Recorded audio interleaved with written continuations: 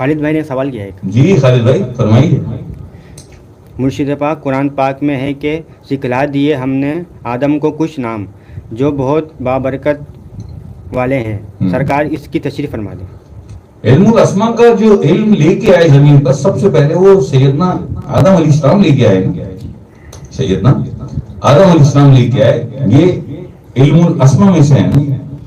آپ جو قلبی ذکر کرتے ہیں اس قلب کی ولایت سیدنا آدم علیہ السلام کے پاس ہے اور پھر سیدنا آدم علیہ السلام کی اولاد سے ہی ہارون اعظم مرسل آئے نا سیدنا ابراہیم علیہ السلام. وہی علم الاسماء میں سے ایک علم روح کا علم لائے.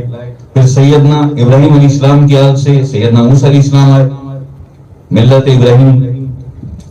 اس کے بعد پھر سیدنا عیسیٰ علیہ السلام آئے جناب اسحاق علیہ السلام کی آل سے ہیں نا, آپ کی اولاد سے ہیں نا سب. تو یہ اور پھر آقا علیہ السلام کی ذات اقدس سیدنا آدم علیہ السلام کے ذریعے یہ سارے علم الاسماء اللہ پاک نے زمین پر بھیجے.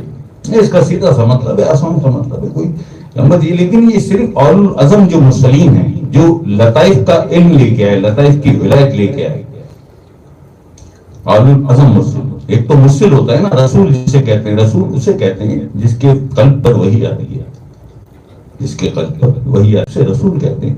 جس کے قلب پر صحیح بات ہے اسے نبی کہتے ہیں. لیکن جو اولو العزم رسول ہوتا ہے وہ اسے کہتے ہیں جو لطائف کا علم لے کے آ گیا ہے. رسول تو اسے کہتے ہیں نا جو ایک کتاب بھی لے کے آتا ہے, رسالہ. جو ایک رسالہ بھی اللہ پاک کی طرف سے, جو 4 آسمانی کتابیں ہیں. حضرت داؤد علیہ السلام پر زبور آئی نا.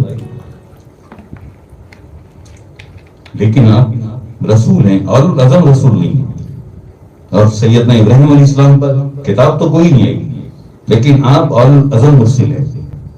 ایک لطیفے کا علم آپ لے کے آئے, ایک لطیفے کی ولایت آپ لائے روح کی. یہ وہ علم الاسماء ہیں جو سیدنا آدم علیہ السلام کے ذریعے اللہ پاک نے دنیا میں بھی